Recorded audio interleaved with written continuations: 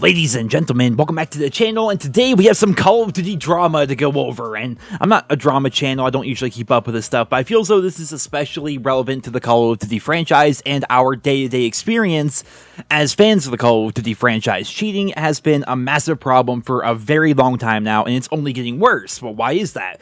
We're going to be discussing that here in today's video, but to cover the news here real quick, this is pertaining to a 2v2 search and destroy match on the tournament hosting site Checkmate Gaming. The match itself took place between a team that consisted of a guy called Suzuki and a guy called Lovely, facing a guy called Kenji and his teammate, in which Kenji's team ended up winning. Well, Suzuki's team was pretty suspicious of how they played during that match, so they disputed the loss, and after Checkmate Gaming looked into it, they found that Kenji was literally streaming himself cheating in an effort to prove that he wasn't cheating. I guess he thought that somehow whatever software he had on his computer would make it so the cheats that he can see on his screen would not appear on his face cam, which was pointed at his screen. I don't understand what he was thinking here. I mean, look at the clip. You can see them. This is them in their search and destroy match. This is Kenji right here, and you can very clearly see that he can see people through walls. I don't know why he thought this was going to prove that he wasn't cheating, but he's since deleted like his Twitter, his Twitch. He's deleted everything essentially. He's no longer like on social media whatsoever. So obviously Suzuki and Lovely's team ended up getting the win for this, but Kenji has gotten in a lot of trouble. He's now banned from Checkmate Gaming. He got banned from the Call of Duty League that he was participating in for his college, along with all of his college teammates. Apparently Kenji and his teammates will be eligible to play again in the 2023 season, but for the remainder of the 2022 season, they are banned from playing within that Call of Duty League. And it's also been revealed that Kenji has earned roughly $4,000 on Checkmate since 2020. And now that we know he was cheating in this tournament, who's to say that he was not cheating in most other tournaments as well? So is any of that actually earned, or did he cheat to get all of it? That's the question. We really don't know. We can't ask him. He's completely off of all social media as of the recording of this video. So going back to what I was discussing towards the top of the video, this is why cheating is so rampant in the Call of Duty franchise. There is a profit motive now. Back in the day, back in Modern Warfare 2, back in Call of Duty 4, World at War, Black Ops 1, there's people cheating in those games too. It always happened. You jump into a random online match, suddenly you're in an infinite bounce lobby with infinite grenade launchers being shot everywhere, and it was just kind of annoying, but it wasn't that big of a deal.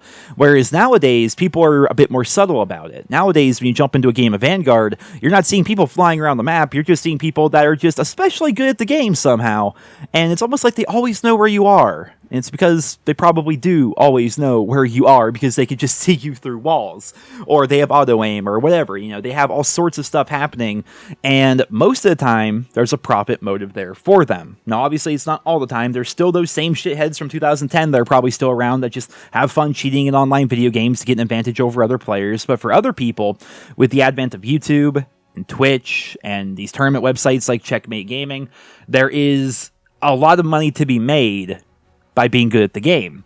And instead of dedicating hours and hours and hours grinding the game to get ridiculously good at it, just download some cheats, look like you're good, make a little bit of money. That's what seems to be what people are doing right now. That's why cheating is so rampant in the Call of Duty community. I need only open Twitter on any given day of the week, and there's some Warzone tournament happening with some guy getting exposed for cheating within that Warzone tournament. And sometimes it's not even just a nobody. Sometimes it's like actually like some higher up people that a lot of people know about in the community, or people that were respected within the community, and you find out they've been cheating for the past couple of years. And they were very subtle about it. They were very good at hiding it, but it turns out they were cheating this entire time. And the integrity of these tournaments, it's out the window. Well, what's even the point? You know, the idea of competitive play in a tournament is just make the better man win. But because there's that profit motive there, and it's very difficult to detect these cheats at times, the ending result is people cheating often. And we just can never really tell when they are cheating. Oftentimes they do get caught eventually, but it's hard to catch them sometimes. Unless there's like directly a camera pointed at their screen, it's difficult to detect when people are cheating unless they make it blatantly obvious through their gameplay. And this is a problem that I'm not sure is ever going to go away. Obviously, we have the Ricochet anti-cheat that is doing a lot of good things for Warzone. I've seen lots of very funny clips of when you are cheating and the engine actually detects that you're cheating. They'll sometimes make it so your bullets do absolutely nothing, like your bullets do 0 damage. Sometimes they'll make it so they just completely fall over and die. It does a lot of funny things, ways to embarrass the cheater.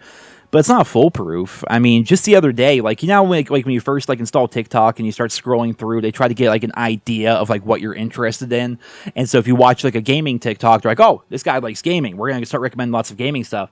I got recommended this guy who was live streaming on TikTok, like to like thousands of people, him cheating in Warzone. Like just the other day that was happening. So obviously, you know, the Rico Chat anti-cheat is not foolproof. There's still ways through it. There's still ways around it. It's good that we have it there, but it's not foolproof whatsoever by any stretch of the imagination. They're going to have to keep on developing it and keep on updating it. But at the same time, people that are making these cheats that people can just download, they're also going to keep innovating and updating and changing to make it so they can bypass the anti-cheat that's there in the first place.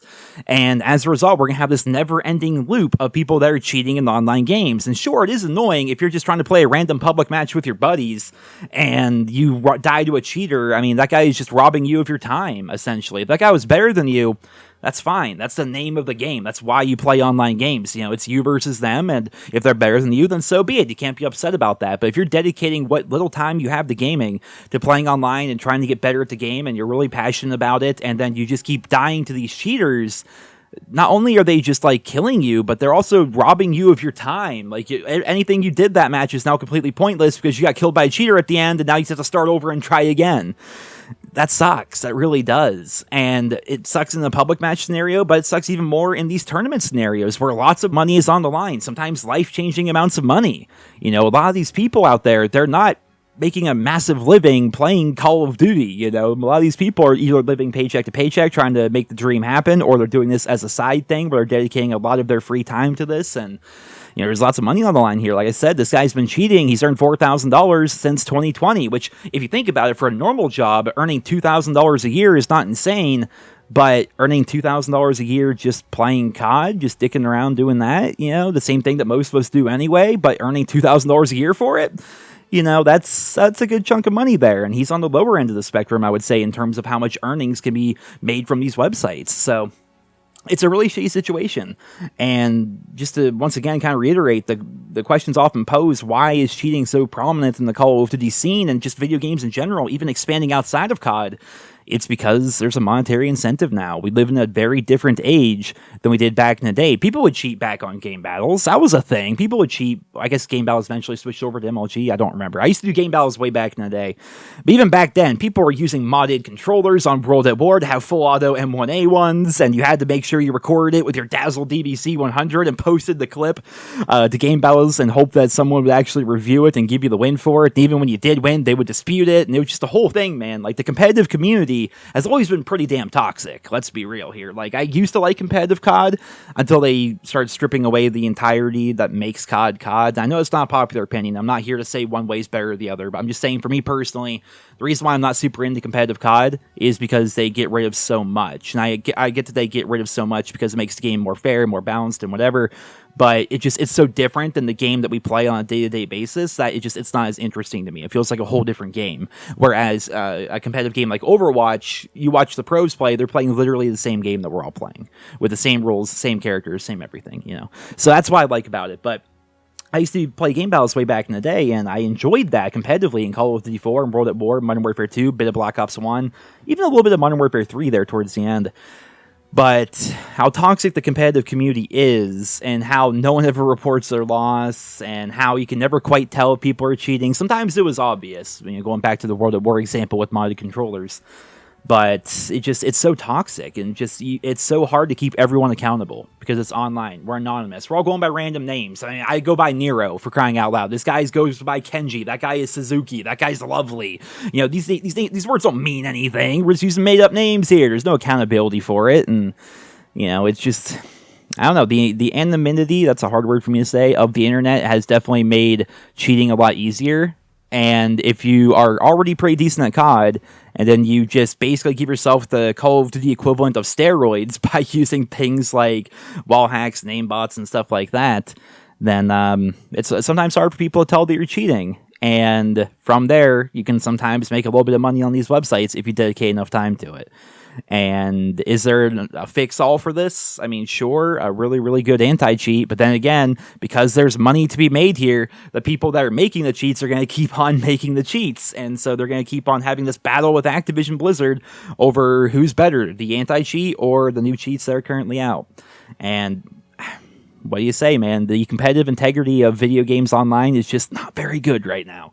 But I just thought it was an interesting story here. This guy tried streaming to prove that he was not cheating, not realizing that whatever filter or whatever he had that made it so it wouldn't show up on his gameplay still shows up on his monitor. So there you have it, ladies and gentlemen. Dude tries to prove that he's not cheating and shows that he's cheating while proving that it's funny. It's funny if you ask me. But guys, that's all for today's video. I hope you all enjoyed it. Leave your thoughts and feedback on cheating in the Call of Duty franchise down there in the comment section below. Thank you all so much for listening, and I hope you guys all have a wonderful day.